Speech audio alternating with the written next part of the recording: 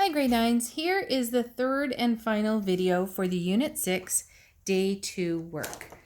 So we're on example number 3, and as you can see it says to determine each angle. So we have an algebraic expression in each of the interior angles of this triangle. So we are going to, first of all, come up with an equation that explains what the relationship between these expressions is, and then we're going to solve for x, and then we're going to use that x value to find each angle inside the triangle. So first of all, we know that these three angles in the triangle will add up to 180 degrees. So I'm going to write that out as an algebraic expression here. And I'm going to say 2x minus 3 plus x plus 8 plus 3x plus 1 equals 180 degrees. And I have to justify. Even if it doesn't say it in the question, you always have to say how you know. And that's the angle sum in a triangle theorem. So ASTT. So here it's a pretty straightforward equation. It's kind of big. Just be careful when you're collecting your like terms. So I have 2x plus x is 3x plus 3 more x.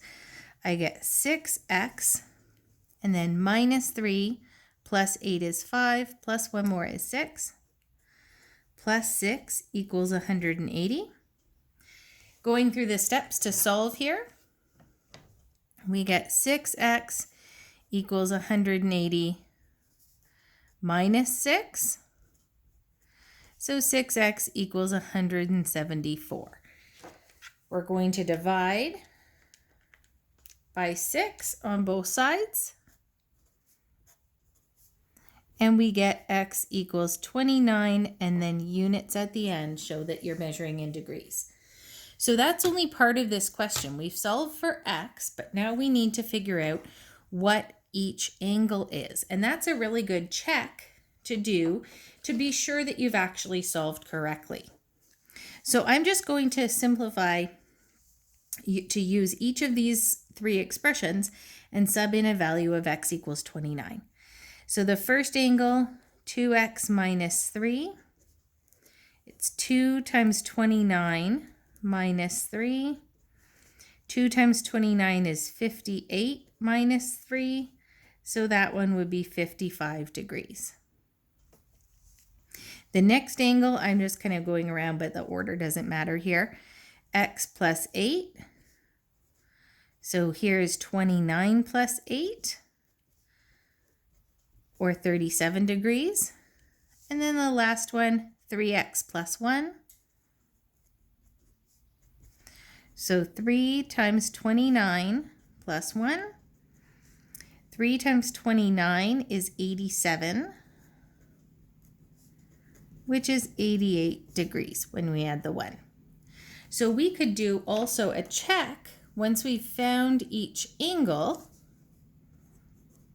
we know that these should add up to 180. So I can add 55 plus 37 plus 88, just double check on your calculator, and it does add up to 180 degrees. So if you had maybe made a calculation error in your equation or copied a number down wrong, you might not get that 180, and that would tell you that you made a mistake and you have to go back and fix it.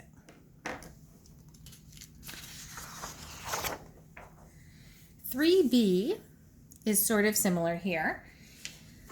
Here we've got this top angle in our isosceles triangle. Notice that those little dashes mean that those two sides are equal, that there and there are the same sides.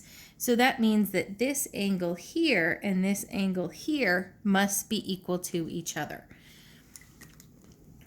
So we don't actually know what these angles are. We're going to have to come up with an expression for these angles that we can then use together with the 2x minus 10 at the top to find the sum of all three angles. We do know something about this angle and the 3x.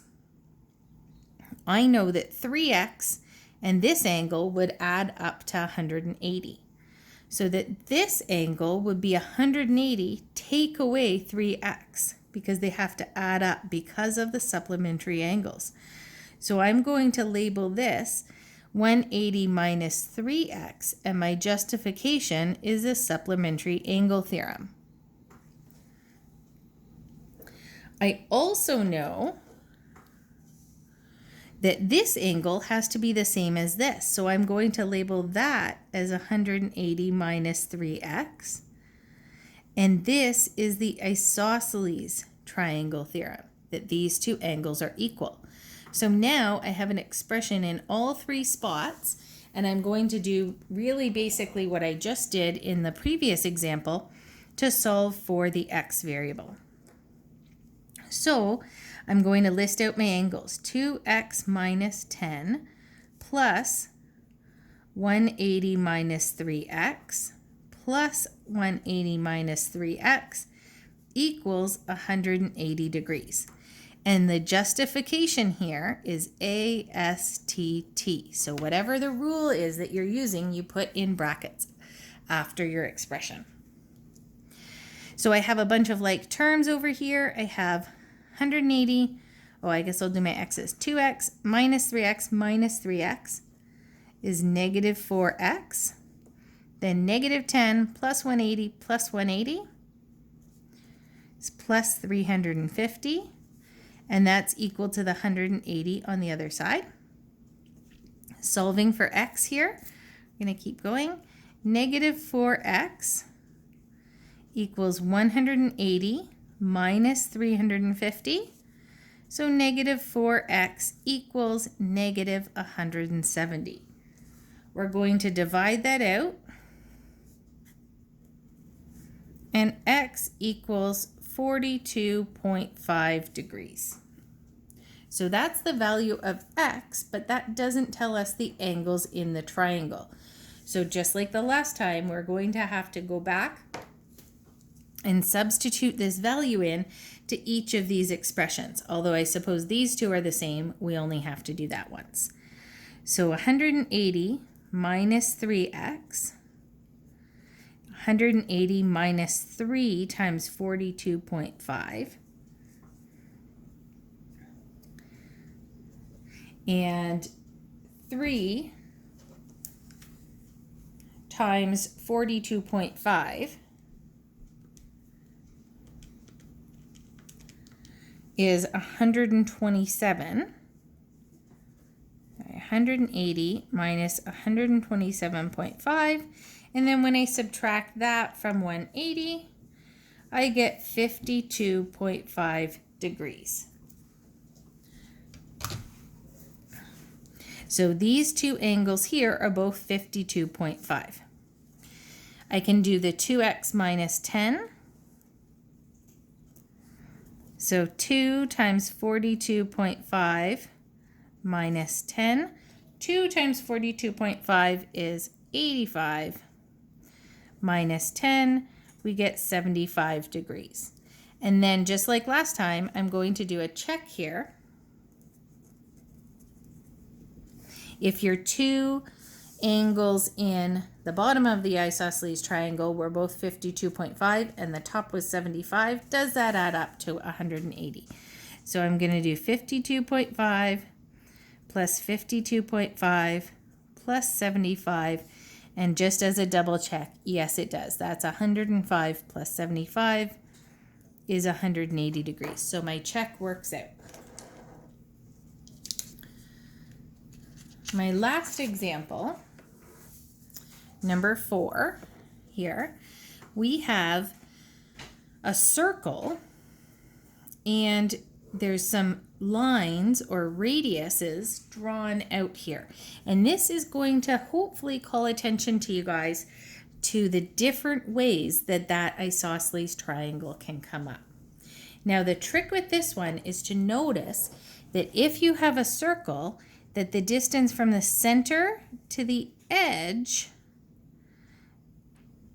at any angle here, these will all be equal. Okay, those are all equal.